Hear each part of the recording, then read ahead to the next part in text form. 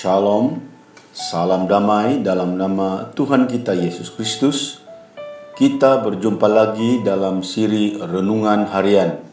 Saya berdoa kiranya kasih karunia dan damai sejahtera dari Tuhan menyertai kita sepanjang waktu. Tajuk renungan kita pada kali ini ialah hati yang berlimpah dengan syukur. Mengambil nas Alkitab dari Mazmur 100 ayat 4 berbunyi, "Masuklah melalui pintu gerbangnya dengan nyanyian syukur, ke dalam pelatarannya dengan puji-pujian. Bersyukurlah kepadanya dan pujilah namanya." Saudara-saudari dalam nama Tuhan, seorang Kristen sejati seharusnya memiliki hati yang sentiasa berlimpah dengan syukur. Kata sentiasa berarti dalam segala situasi, bukan hanya pada masa tertentu sahaja. Lazimnya mengucap syukur ketika keadaan sedang baik dan selesai itu mudah dilakukan. Tetapi bagaimana bila keadaan sebaliknya, yaitu terbalik dengan yang diharapkan? Masihkah kita dapat mengucap syukur kepada Tuhan? Tuhan menghendaki kita mengucap syukur dalam segala hal, seperti yang dinyatakan dalam 1 Tesalonika pasal yang kelima ayat 18.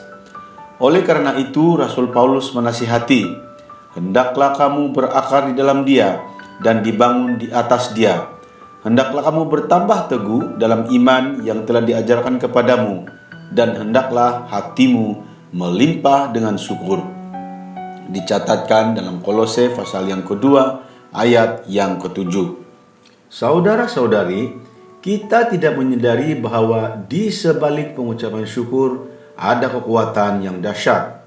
Sebab saat kita mengucap syukur, walaupun dalam keadaan situasi tidak menyebelahi, kita sedang mengaktifkan iman kita. Kita harus percaya bahwa dalam semua perkara, yakni ketika dalam keadaan baik atau buruk, Tuhan pasti turut bekerja untuk mendatangkan kebaikan bagi kita, seperti yang dinyatakan dalam Roma pasal 8 ayat 28. Karena itu tidak ada alasan untuk tidak mengucap syukur kepada Tuhan. Namun, kemampuan untuk bersyukur dalam segala keadaan itu datangnya dari Roh Kudus. Jadi, mengucap syukur adalah tanda Roh Kudus bekerja di dalam kita. "Hendaklah kamu penuh dengan roh, dan berkata-katalah seorang kepada yang lain dalam mazmur, kidung puji-pujian dan nyanyian rohani. Bernyanyi dan bersoraklah bagi Tuhan dengan segenap hati," seperti dicatat dalam Efesus pasal 5 ayat 18 hingga ayat 20.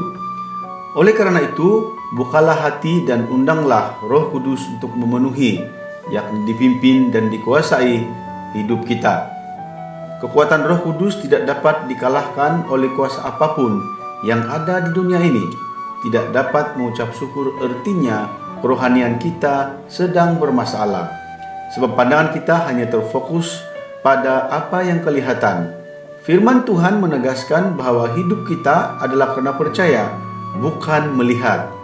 Mampu bersyukur adalah bukti orang mengimani setiap janji Tuhan. Meski semua nampak mengecewakan dan tidak ada harapan, Habakuk memilih untuk tetap mengucapkan syukur, seperti yang dicatatkan dalam Habakuk pasal 3 ayat 17 hingga ayat 18. Seberat apapun keadaannya, tetaplah bersyukur kepada Tuhan, karena Tuhan sanggup mengubah yang buruk menjadi kebaikan bagi kita. Demikianlah renungan kita pada kali ini. Semoga rahmat dan kasih karunia Tuhan Yesus Kristus akan menyertai kita selama-lamanya. Dalam nama Yesus, amin.